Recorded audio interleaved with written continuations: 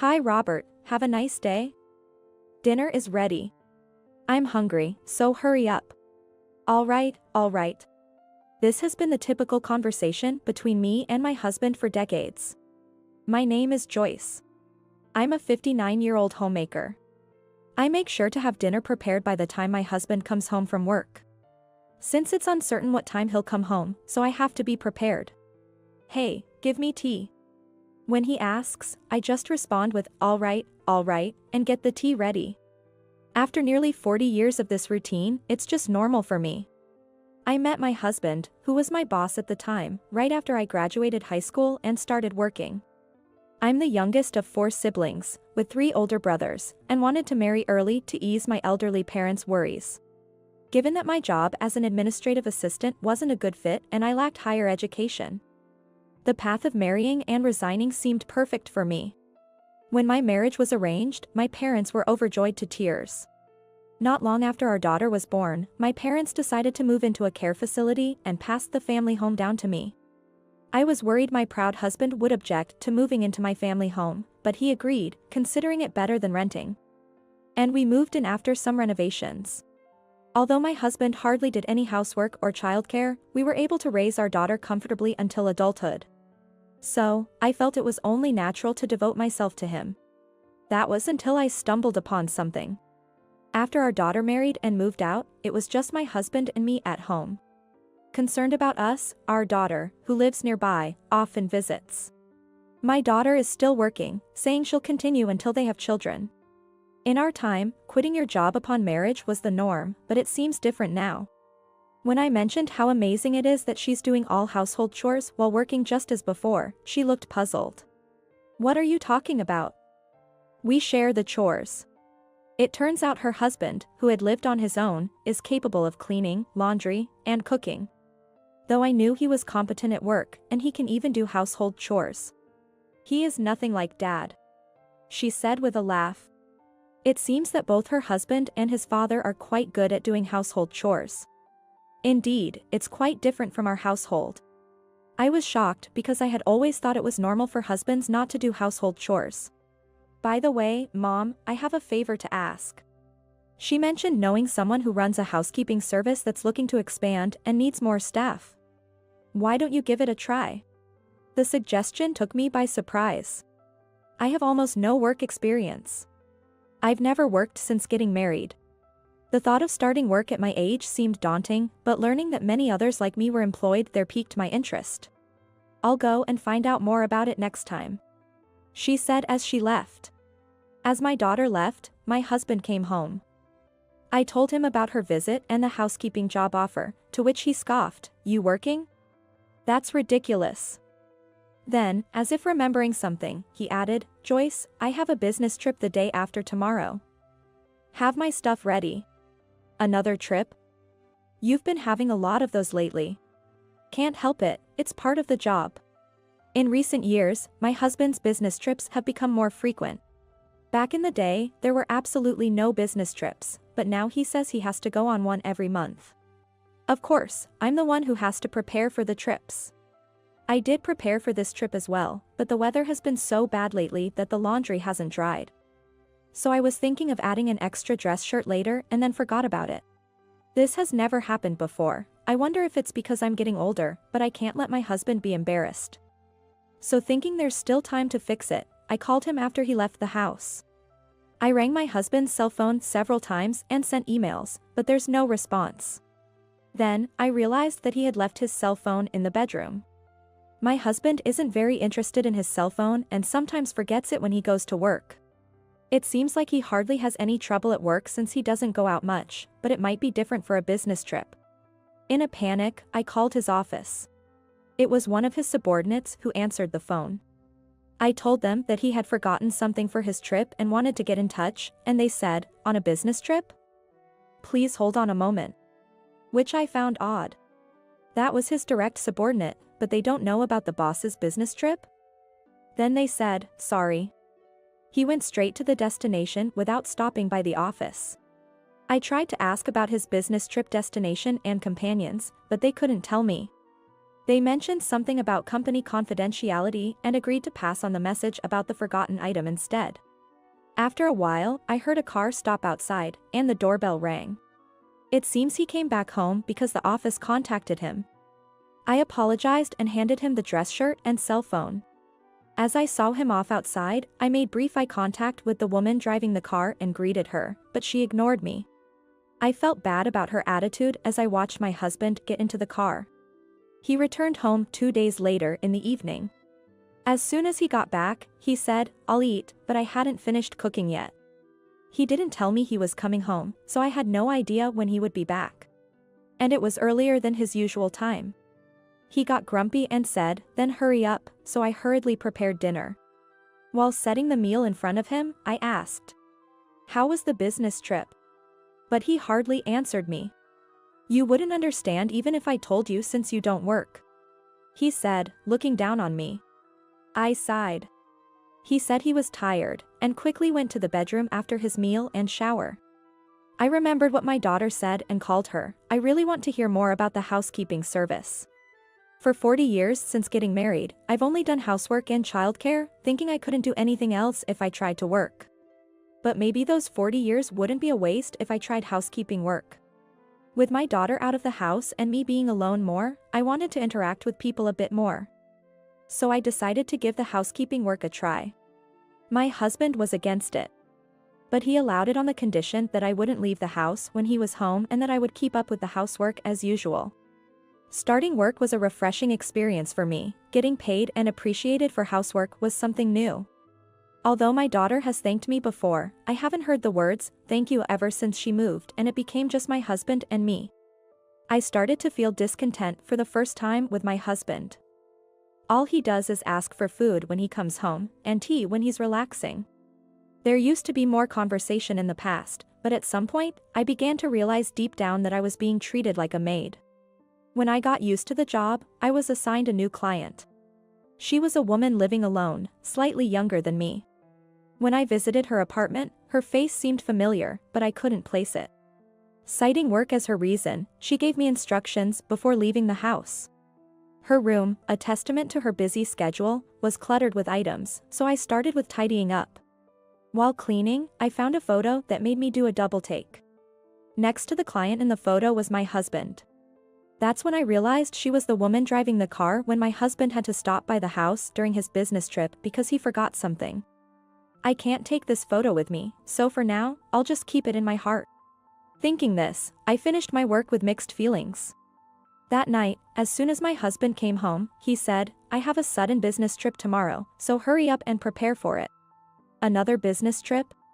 When I said that, he replied irritably, "Can't be helped, it's work. Unlike you, who just gets paid for just doing housework, my job is tough." Does he need to look down on me to feel alive? I started to get really angry with my husband. On the day he left for his trip, I made up my mind and entered his room. I never imagined I would suspect my husband of having an affair. Perhaps he thought the same because I found evidence of his infidelity quite easily. Among them was a photo identical to the one I had seen at that woman's house. There were several photos in the drawer. I also found letters from his mistress. Letters saying things like, "Hearing you say my wife is just a maid and you love me made me so happy." Her name was there, no doubt about it, it was an affair. I immediately consulted my daughter. Luckily, she was off that day and said she would come right over.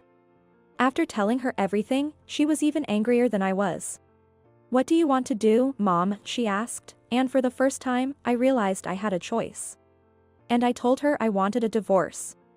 I may only know housework, but being called just a maid by my husband made me more angry than sad. I felt betrayed by the husband I had devoted myself to.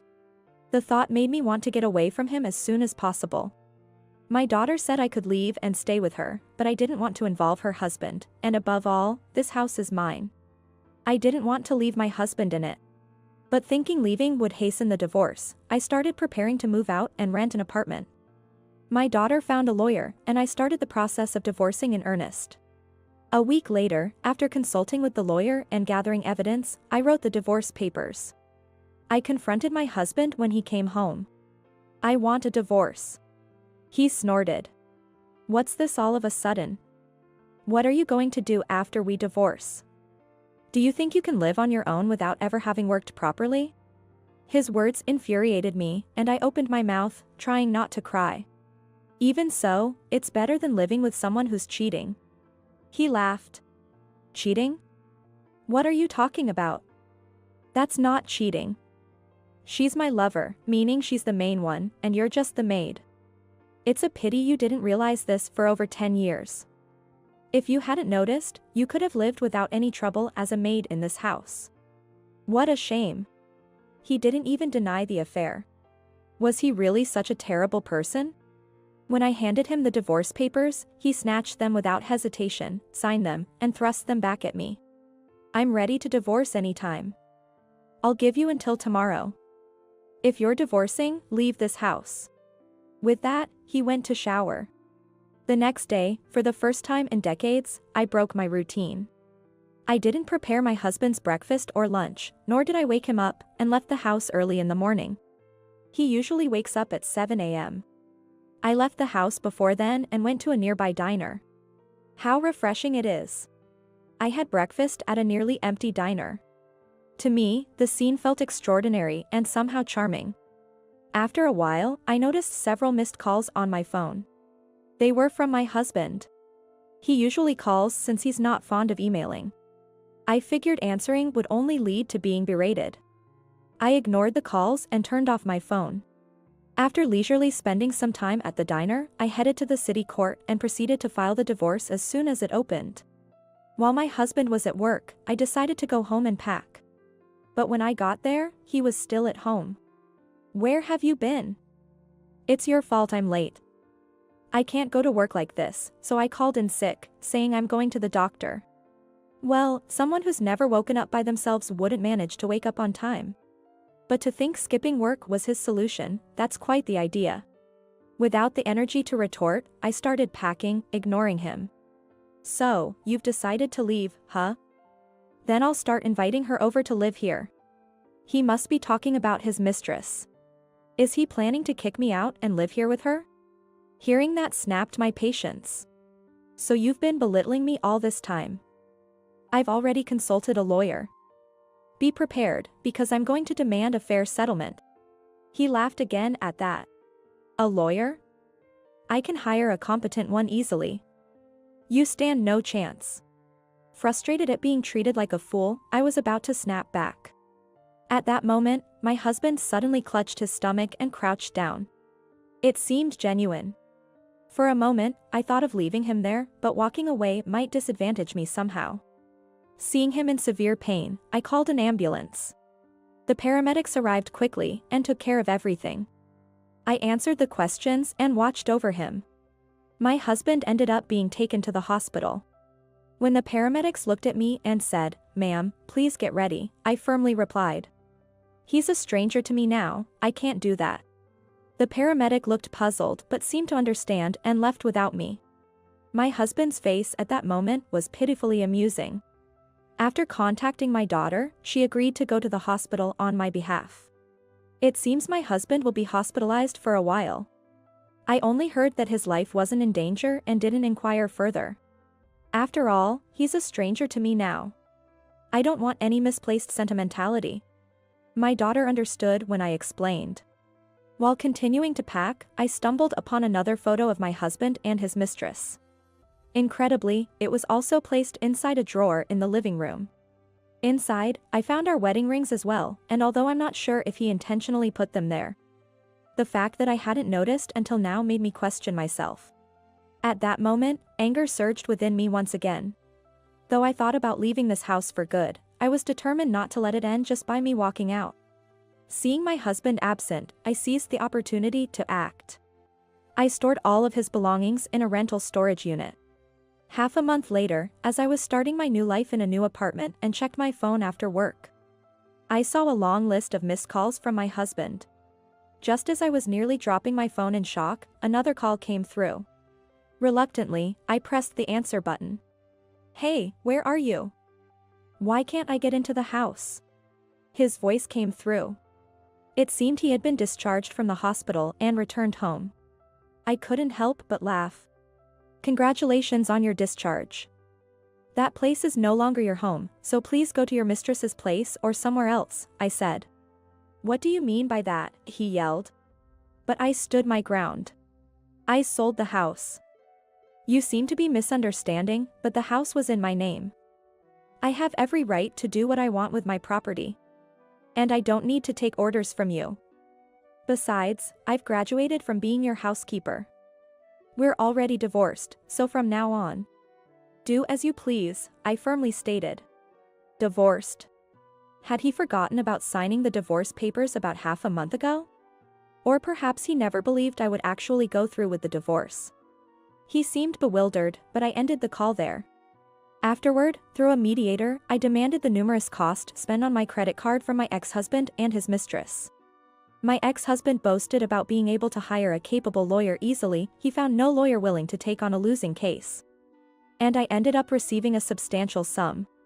From what my daughter gathered, my ex-husband's affair was well known at his company, which explained the reaction I got when I called his office. It was likely not business trips he was on, but vacations with his mistress. However, once we divorced, he became the laughingstock of his company for having his wife leave him and his house sold. Colleagues and subordinates can be so heartless. He then turned to his mistress, but when she heard of the debts, she abandoned him, saying this was not what she signed up for. It's astonishing how someone who interfered with another's marriage could say such a thing. My daughter couldn't forgive her father for his infidelity and has since ceased all contact with him.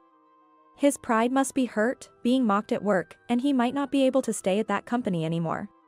Even though we live in the same area, I haven't run into him, so he might have moved back to his hometown. I used to think I was powerless, but now that household chores have become my job, I realize my past experiences weren't in vain. And I'm living a fulfilling life.